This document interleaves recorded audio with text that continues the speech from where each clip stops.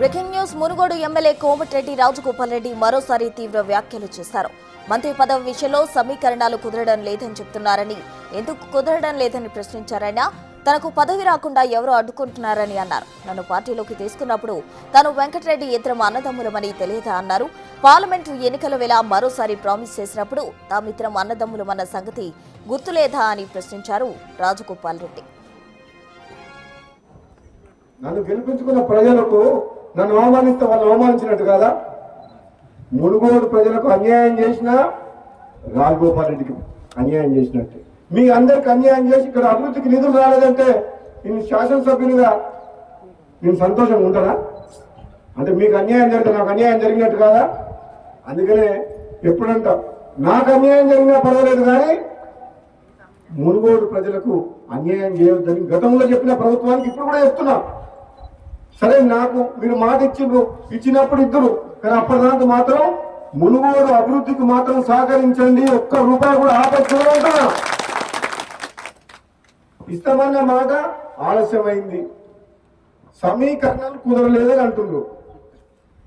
ఎందుకు కుదురుతారో సమీకరణలు? మనసు ఉంటే మార్గం ఉంటుంది. ఎవరు కుల పెడుతున్నారు రాకుండా ఎందుకు కుదురుతారో సమీకరణలు? నీకు నన్ను పార్టీలో తీసుకున్నప్పుడు కదా మీ ఇద్దరు అర్థంగా ఉండాలి కదా, వాళ్ళకు తెలుసుగా. మన పార్లమెంట్ ఎన్నికలప్పుడు రెండోసారి ప్రామిస్ చేసి మాట ఇచ్చినప్పుడు కదా మీ ఇద్దరు అర్థంన్నాయి. అంటే అది ఎట్లుందంటే ఒడ్డు దాటినాక ఓడమల్లయా, ఒడ్డు దాటినాక బోడమల్లయా అన్నట్టుంది. ఇప్పుడు సమీకరణం కుదురుతలేవని మన బట్టి విక్రమార్క గారు అంటున్నారు. ఏం కుదురుతలేవు?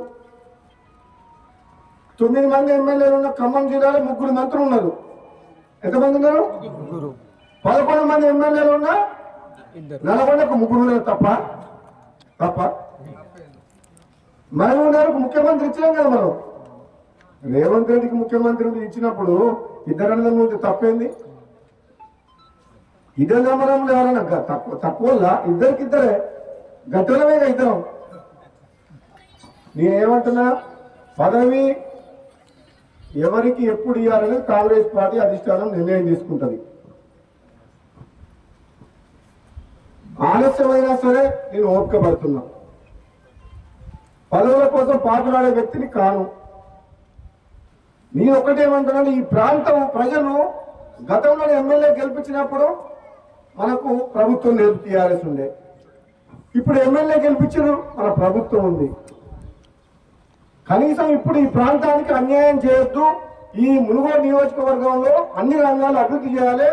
నిజంగా నేను పార్లమెంట్ సభ్యులుగా పనిచేసిన 7 నియోజకవర్గాల్లో, ఎమ్మెల్సీగా పనిచేసిన నల్లగొండ జిల్లా మొత్తానికి.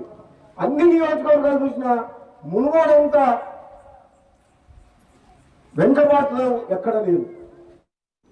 మంత్రి పదవి విషయంలో కోమటిరెడ్డి రాజగోపాల్ రెడ్డి సంచలన వ్యాఖ్యలు చేశారు. దీనికి సంబంధించి పూర్తి డీటెయిల్స్ మా ప్రతినిధి రమేష్ నల్గొండ నుండి అందిస్తారు. రమేష్, మంత్రి పదవి విషయంలో కోమటిరెడ్డి రాజగోపాల్ రెడ్డి మరోసారి రియాక్ట్ కావడం జరిగింది. నియోజకవర్గంలో కార్యక్రమంలో పాల్గొని కార్యకర్తల మీటింగ్ లోనే బహిరంగంగా విమర్శలు చేయడం జరిగింది. ఇద్దరు అన్నదమ్ములు అంటున్నారు. పార్టీలోకి తీసుకొని వచ్చినప్పుడు ఇద్దరు అన్నదమ్ములు ఉన్న విషయం తెలియదా? అదేవిధంగా భువనగిరి పార్లమెంటు గెలిపించే విషయంలో కూడా అప్పుడు కూడా ఇద్దరు అన్నదమ్ములు ఉన్నాక ఇద్దరు అన్నదమ్ములని ఇప్పుడు కొత్తగా చెబుతున్నారు ఏంటని కూడా ఇవన్నీ కూడా గతంలో చూడడం జరిగింది. ఏదైతే ఇప్పుడు ఖమ్మం జిల్లాలో కూడా మొత్తం 9 మంది గెలిస్తే అక్కడ 3 మంత్రులు ఉన్నారు. అదేవిధంగా కరీంనగర్ లో కూడా 3 మంత్రులు ఉన్నారు. ఇక్కడ 11 మంది ఎమ్మెల్యేలను గెలిపిస్తే ఇక్కడ 3 మంత్రులు ఉంటే తప్పేంటని కూడా వ్యాఖ్యలు చేయడం జరిగింది. ఇటీవల కాలంలో వరుసగా చూస్తున్నాం, వరుసగా మంత్రి పదవి విషయంలో వరుస సీట్లు కానీ అదేవిధంగా మునుగోడు నియోజకవర్గానికి వచ్చిన ప్రతిసారి కూడా ఈ విషయంలో కూడా ఇదేటువంటి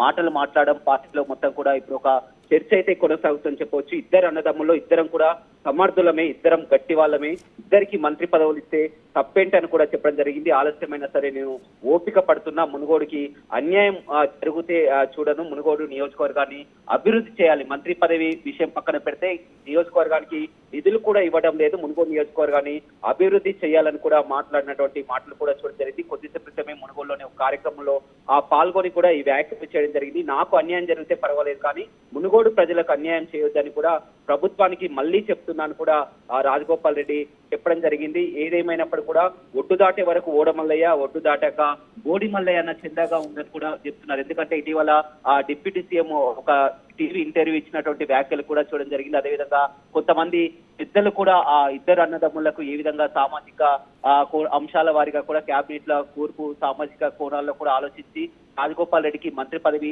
రాలేదన్నటువంటి వ్యాఖ్యలు చేస్తున్నటువంటి సందర్భంలో ఇలాంటి వ్యాఖ్యలు కూడా చేయడం జరిగింది. ఇద్దరు అన్నదమ్ముల విషయం ఇప్పుడు గుర్తొచ్చిందా? ఇద్దరు అన్నదమ్ములం ఎప్పటి నుంచో రాజకీయాల్లో ఉన్నాం. తాను 2009లో ఎంపీగా పనిచేశాను, ఎమ్మెల్సీగా పనిచేశాను. ఇప్పుడు ఇద్దరం కూడా సమర్థులమే, ఇద్దరు అన్నదమ్ములని ఇప్పుడు కొత్తగా విషయాలు చెప్తున్నారు. అదేవిధంగా భువనగిరి పార్లమెంట్ విషయంలో కూడా చూడడం జరిగింది. స్వయంగా సీఎం రేవంత్ రెడ్డి ఆ రాజగోపాల్ రెడ్డి ఇంటికే రావడం జరిగింది. అక్కడ ఆయనకు ఇన్ఛార్జ్ గా భువనగిరి పార్లమెంట్ ఇన్ఛార్జ్ గా గెలిపించే బాధ్యతను కూడా అప్పచెప్పి గెలిపించిన తర్వాత కూడా తమకు మంత్రి పదవి హామీ ఇస్తానని సీఎం తో పాటు పెద్దలు కూడా చెప్పినట్టు కూడా ఆయన పలు సందర్భాల్లో చెప్తున్నారు.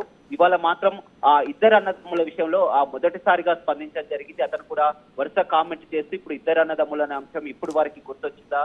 హైకమాండ్ కానీ పార్టీ పెద్దలకు కానీ ఇద్దరు అన్నదమ్ముల విషయం ఇద్దరం కూడా సమర్థులమే, ఇద్దరికి ఇస్తే తప్పేంటి జిల్లాలో? ఎందుకంటే మొత్తం 12 స్థానాలకు కూడా 11 స్థానాలను గెలిపించుకున్నాం. అందులో 3 మంత్రులు ఉంటే తప్పేంటి? ఇప్పుడు కరీంనగర్ లో ఖమ్మంలో కూడా 3 మంత్రులు ఉన్నారుగా. అలాంటి వ్యాఖ్యలు కూడా ఇప్పుడు చేసినటువంటి వ్యాఖ్యలు మళ్ళీ ఒక హాట్ టాపిక్ గా మారిందని చెప్పుకోవచ్చు. Right Ramesh, thank you. మొత్తంగా మునుగోడుకు 3 మంత్రులు ఉంటే తప్పేంటి, అన్నదమ్ములైతే తప్పేంటి, ఇద్దరు సబత్తులమే అంటూ రాజగోపాల్ రెడ్డి చేసిన కామెంట్స్ ప్రజెంట్ సంచలనంగా మారే. దీనికి సంబంధించి హైకమాండ్ ఎలా స్పందిస్తుంది అన్నది వేచి చూడాలి.